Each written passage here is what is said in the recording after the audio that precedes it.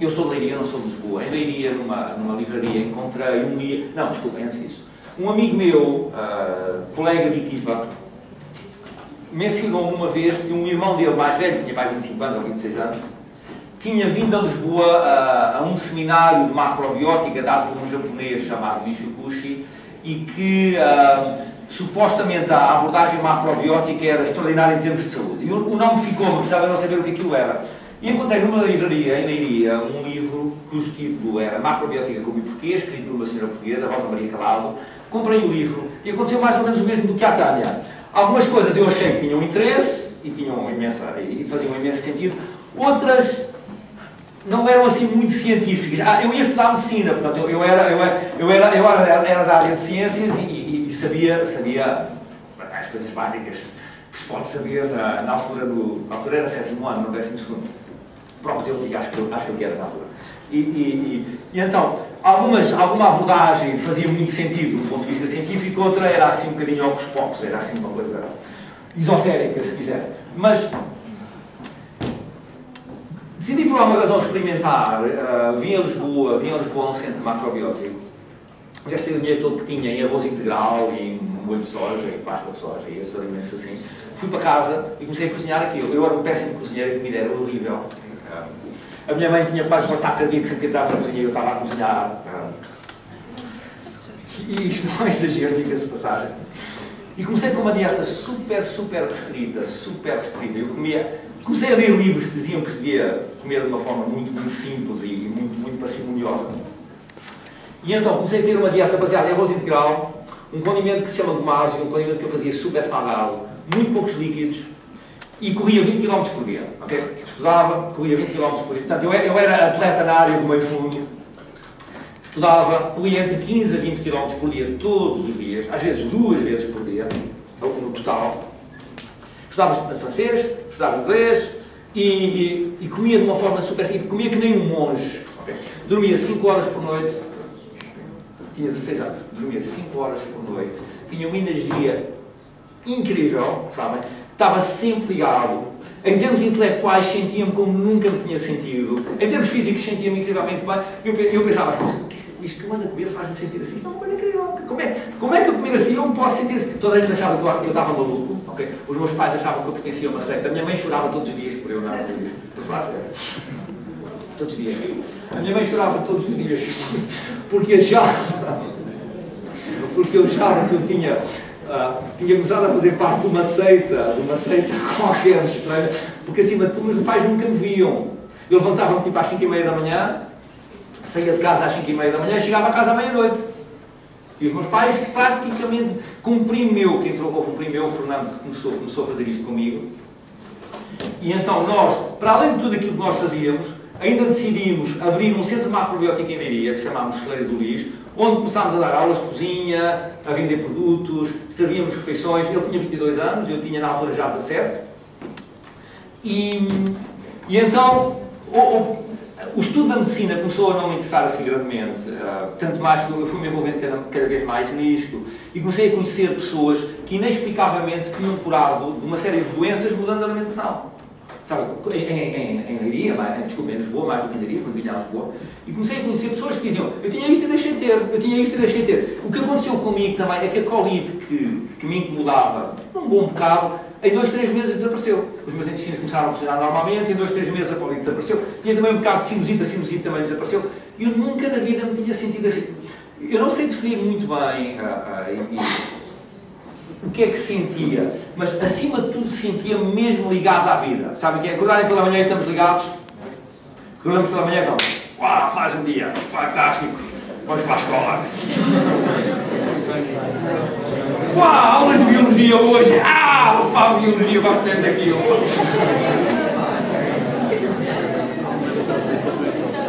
Hoje tenho teste, teste.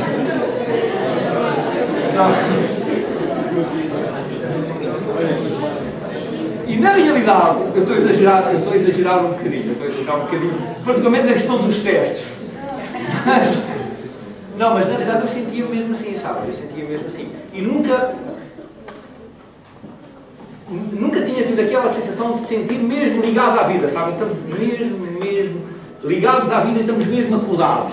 Não estamos meio a dormir. Não... A maior parte das pessoas, e vocês são jovens, a maior parte de vocês ganham, a maior parte das pessoas não vive a vida acordada. Okay? A maior parte das pessoas vive a vida meio a dormir. A maior parte das pessoas vive a vida meio morta. Okay? 99% da população está meio morta. Okay? Meio drogada. Okay? Eu estou a falar a sério. E o drogada não é apenas com marihuana ou cocaína, é drogada com televisão, é drogada com álcool, é drogada com açúcar, é drogada com telenovelas. A maior parte das pessoas vive a vida relativamente a dormir. Okay? Poucas pessoas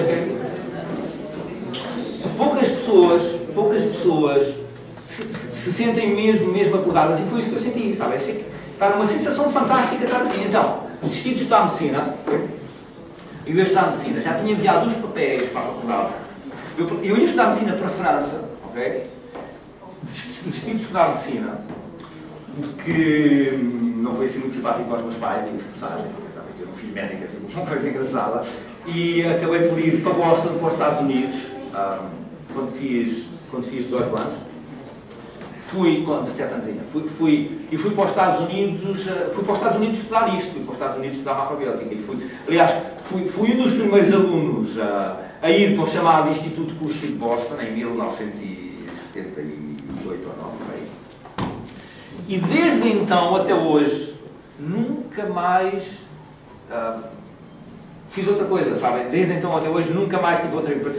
Nunca mais fiz outra coisa. E desde então até hoje, nunca encontrei mais nada, que me enchesse tantas medidas como aquilo que eu encontrei aos 16 anos, que é uma coisa boa, pelo menos para mim.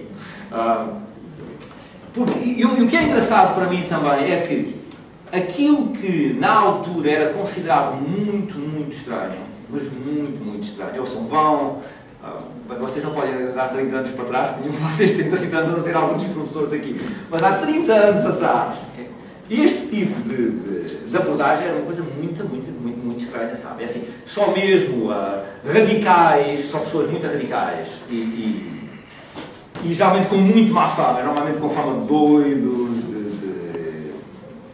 chonés completos, é que mais ou menos tinha uma abordagem deste género. Não havia muito poucas pessoas que fossem vegetarianas, muito poucas pessoas que fossem macrobióticas. A ligação, nessa altura, nem sequer se fazia a ligação entre alimentação e saúde. Sabem? Até há 30 anos atrás, dizer que colesterol elevado podia ter a ver com uma alimentação com muito teor de gordura era uma heresia. Eu não estou a exagerar, era uma heresia. Há 30 anos atrás, dizer que problemas cardiovasculares tinham a ver com aquilo que se comia, de um ponto de vista médico, não fazia nenhum sentido. Vocês iam isso no médico e diziam, olha, tu estás doido, não tem nada a ver. Homem, como quiseres. Tens níveis de colesterol 300, não, podes comer ovos, podes comer carne de porco, não faz nenhuma diferença, não tem nada a ver com isso. Hoje, o que os estudos dizem é que a saúde cardiovascular está intimamente ligada àquilo que nós comemos. E se a pessoa quiser ter uma boa saúde cardiovascular, tem mesmo que ter cuidado com o que come. Há 30 anos atrás, dizer que havia alguma ligação entre cancro, que começou a aumentar grandemente nessa altura, dizer que havia alguma ligação entre cancro e alimentação, era uma estupidez completa. Neste momento, a American Cancer Society diz que, no mínimo, 1/3 dos cancros estão diretamente ligados com a alimentação. E os números são muito superiores a isso. Nessa altura, e nessa altura não se falava em ambiente, okay? Mas nessa altura dizer que havia alguma ligação entre aquilo que nós comemos e problemas ambientais, nenhuma. Okay? Ou entre aquilo que nós comemos e a fome no mundo, nenhuma. E neste momento todos os estudos dizem isso. Uma das coisas que é engraçada é que neste momento todos os estudos dizem isso. Seria impensável eu estar a falar numa escola pública há 30 anos atrás. Impensável. É completamente impensável. Eu nunca estaria aqui. Seria impensável ter um discurso deste tipo, por exemplo, numa universidade. Eu dou com alguma regularidade aulas na Universidade Católica, que é muito conservadora. Seria impensável eu falar disto na Católica há poucos anos atrás. Seria impensável assuntos destes irem para a Faculdade de Medicina, ou irem para a Faculdade de Farmácia, ou irem para congressos médicos, e neste momento vão. E isso deixa-me bastante contente. Eu encontrei um amigo meu há relativamente pouco tempo que me disse assim, pá, tu deves estar todo contente, pá, tu deves mesmo estar todo contente. Sabes que essas coisas todas a dizer anos, agora as pessoas falam nisso. Agora é assunto da ordem do dia, sabem? Utilizando aqui uma expressão inglesa, é mainstream. E este tipo de assuntos, que eram assuntos muito na periferia, eram assuntos muito marginais. e que só normalmente os intelectuais de esquerda é que falavam, neste momento são assuntos da ordem do dia. E na realidade o que eu penso honestamente é que, perante os problemas atuais, que são bastantes, okay, e que não têm apenas a ver com o FMI estar a entrar em Portugal, okay, e esse é um problema que também é sério, há problemas mais graves que esses, e perante os problemas atuais de saúde, ou há uma mudança radical na forma como as pessoas comem e vivem, ou estamos tramados. Okay? Ouçam, é assim, neste momento, uma em cada 2 pessoas vai desenvolver cancro. Uma em cada 2 pessoas vai... Uma em cada 3, a caminho de uma em cada 2 vai desenvolver cancro durante a vida. Okay? Apesar de todos os avanços que existem na medicina, e apesar disso ser também porque as pessoas vivem mais tempo, há no entanto, campos pediátricos a aumentarem a uma velocidade muito grande, que é uma das faixas etárias onde começa a aumentar o cancro é nas crianças. Há problemas ambientais muito graves neste momento. Há problemas de saúde incrivelmente graves, apesar de toda a pesquisa que se faz, e o que a maior parte dos estudos apontam, okay, e evidentemente que isto é discutível, há quem não esteja de acordo com isto, o que a maior parte dos estudos apontam é que a alimentação e o estilo de vida são a causa principal dos nossos problemas modernos, incluindo os problemas económicos, por estranho que isto possa parecer, incluindo os problemas ambientais. A causa principal dos problemas ambientais que nós temos é desertificação, poluição das águas, escassez de comida, aumento de metano e outros gases antropogénicos. A causa principal de tudo isso, é sobre isso que eu vou falar, é a forma como nós comemos e a forma como nós vivemos. E a única mudança possível é começarmos a comer e a viver de outra forma. Sabe, a National Geographic, há 2 meses, tinha um artigo de capa sobre o irmos chegar aos 7 mil milhões de habitantes, okay, e o problema dos 7 mil milhões de habitantes, okay, em que não há, supostamente, recursos para tanta gente. Na fase final do artigo,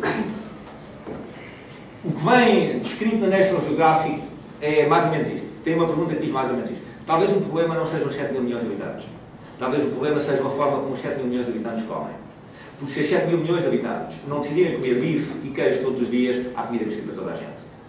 Se os 7 mil milhões de habitantes, se tivermos os chineses e os indianos a decidir comer bife todos os dias, não há hipótese de comermos. Porque para comermos bife todos os dias, estamos a utilizar uma quantidade brutal de recursos que seriam suficientes para 20 pessoas. Okay? Se vocês comerem um bife, os recursos que essa vaca necessita serão suficientes para alimentar 20 pessoas.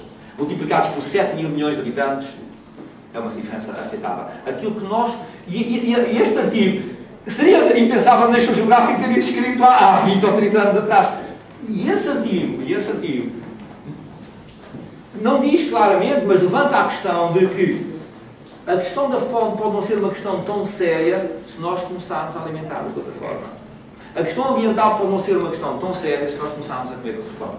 Então, eu no pouco tempo que tenho, já estou a espalhar. Eu decidi aqui, como o tema disto é de sustentabilidade, decidi falar sobre isto, está bem? Alimentos, energia, meio ambiente. Isto é uma palestra muito longa, eu acho que não vou conseguir chegar ao fim dos slides, está bem?